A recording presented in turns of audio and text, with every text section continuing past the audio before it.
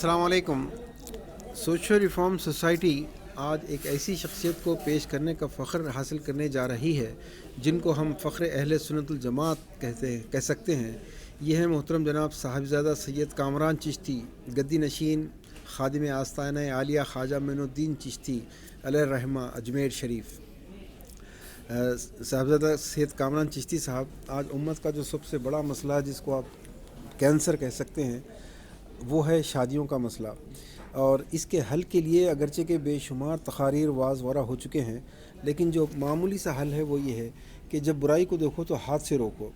اس کا اپلیکیشن یوں ہو سکتا ہے کہ جن شادیوں میں منگنی ہے، جہیز ہے، ہنڈے کی رقم ہے، فتنہ ہو رہا ہے، اس کو وہ ایسی شادیوں کا بائیکاٹ کیا جائے۔ سب سے پہلے ہم ریکویسٹ کرتے ہیں کہ ایسی شادیوں میں شرکت جو ہمارے نبی کے طریقے پر نہیں ہو رہی ہیں، ان شادیوں کا کیا حیثیت ہے؟ اعوذ باللہ من الشیطان الرجیم، بسم اللہ الرحمن الرحیم۔ کنتم خیر امۃ اخرجت للناس تأمرون بالمعروف وتنہون عن المنکر، اما بعد۔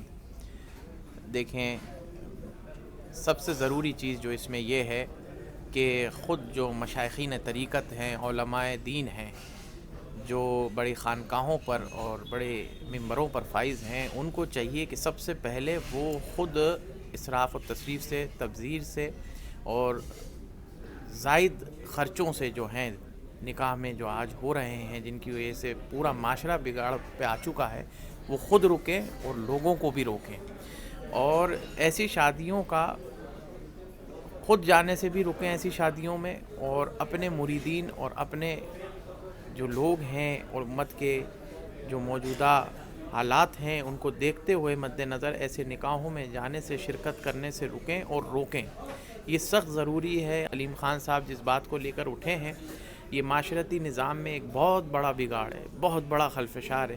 میں نے جس طرح بھی آیت کریمہ کی آپ لوگوں کے سامنے تلاوت کی، اس میں اللہ تبارک تعالیٰ یہی کہہ رہا ہے کہ تم بہترین امت اس لیے بنائی گئی ہو کہ تم اچھے کا حکم دو اور برے سے روکو، یہ نہیں کہ تم خود برا کرنے لگ جاؤ اور برے کا حکم دو۔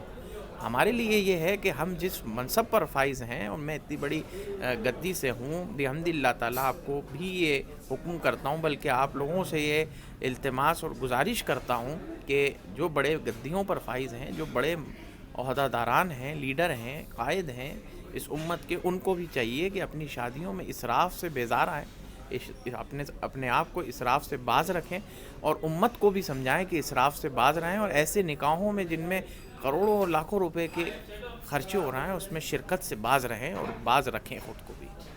اور میرا یہی آپ لوگوں سے پیغام ہے۔ دیکھیں، ہم اولیاء کاملین کے ماننے والے، انہوں نے کتنی سادہ زندگی گزاری ہے، اور ہمارے نبی کریم صلی اللہ علیہ وسلم نے جتنی اپنی شادیاں بھی کی ہے، اپنی دختر محترمہ سیدۃ النساء العالمین حضرت فاطمہ الزہرا سلام اللہ تعالیٰ علیہ کی شادی مبارک بھی آپ دیکھیں تو کتنا کم خرچہ ہے اس میں، اور شرعی مہر جو ہے اس حساب سے آپ اپنی نکاح کیجئے۔ نکاح سنت ہے، لیکن اس نکاح کو بگاڑ پیدا نہ کریں ایسے خرچے کر کے جسے اللہ نیکی دے۔ آپ یہ کہہ سکتے ہیں کہ یہ شیطان کی طرف سے آپ لوگوں کے اندر ایک وسوسہ پیدا کرنا ہے۔ اس شیطان کے خرچوں سے بچیں، اور نبی کریم صلی اللہ علیہ وآلہ وسلم کے سنت محترمہ، سنت مبارکہ، اس پر آپ قائم اور دائم ہوں۔ کم از کم نکاح میں خرچہ کریں، اور زیادہ جہاں نکاح میں خرچے ہوتے ہوں اس شادی سے اپنے آپ کو باز رکھیں۔ یہ سب جو معاشرتی بگاڑ ہے، اس کا سب سے بڑا ذمہ دار نکاح ہی بنا ہوا ہے اس وقت۔ مولانا آخری سوال کہ اگر لوگ ارمان پورا کرنا ہی ہے تو نکاح کے دن ہی ولیمہ کیوں نہیں کر لیتے؟ اس سے لاکھوں کروڑوں روپے کا فائدہ ہوگا۔ دیکھیں، نکاح کے دن بھی ولیمہ ہو سکتا ہے، ایسا ہوتا ہے، اور بہت سارے لوگ کرتے بھی ہیں، اور کرنا چاہیے۔ کافی پیسہ بچتا ہے، کافی وقت بچتا ہے۔ آج کل تو وقت کی ویلیو ہے پیسے سے زیادہ، تو جہاں اوقات ضائع کیے جا رہے ہیں وہ قوم کبھی ترقی نہیں کر سکتی جو اپنے اوقات ضائع کرے۔